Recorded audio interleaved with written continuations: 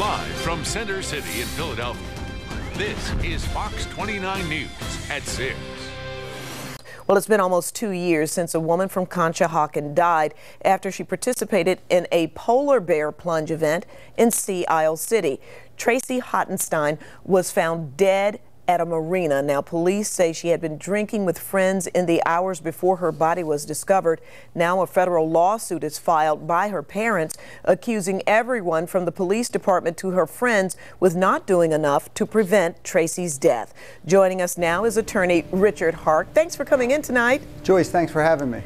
Can you see any possible responsibility for any of these parties involved in this case? First, let's take the friends of Tracy, the ones she came with. Well, if they were the young lady or young men who were drinking with her at the first bar and then at a second residence and then at a third bar, if they knew that she was drunk and they were serving her alcohol, there's clearly some responsibility to rest with them. Wow, what about the new acquaintance, the man who she stayed with after the friends went on elsewhere and she stayed with that person? Well, if he put himself in a position where he assured her friends that he would take care of her and make sure she got home safe, he indicated to them that he would be the person who would be responsible for her.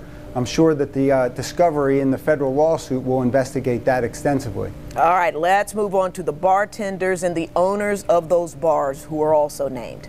Well, it's clearly an issue where if she was visibly intoxicated and they were serving her, the video surveillance in either bar would establish how long she was in the bar, who she was drinking with, and what bartenders were serving her. That's how they probably know which bartenders they should have made claims against. Now, how about the police officers who were called to the scene after the fishermen found Tracy's body? Well, it depends. If there are training issues on what the police officers should or should not have done with regard to letting the emergency personnel attend to her versus them taking a position where they were trying to help her and they didn't let anybody else help her, the federal discovery part of the case will address those issues. And then that leads us to the first responders from the ambulance, the EMTs. Well, if there was some improper training in Sea Isle City where there's an event where they're inviting people to come down to the city and drink and go swimming in the very cold water,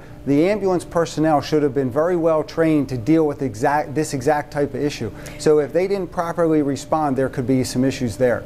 And as unfortunate as it may sound, what responsibility does the victim hold in all of this? Well, you know, she's a 35-year-old young lady. However, the town and the bars are advertising these events. They want people to come down and have a good time, but they also expect people to spend their money and go to the bars. So while there may be some responsibility, it's clearly on the part of the bar and the other people were with her that evening. And how do you think this is going to turn out? A settlement out of court, maybe? Well, I don't know too much about the case. I didn't read the complaint, but this is very clearly a very upsetting event for the family. It's very troubling for the local community, and everybody is grieving for the young lady.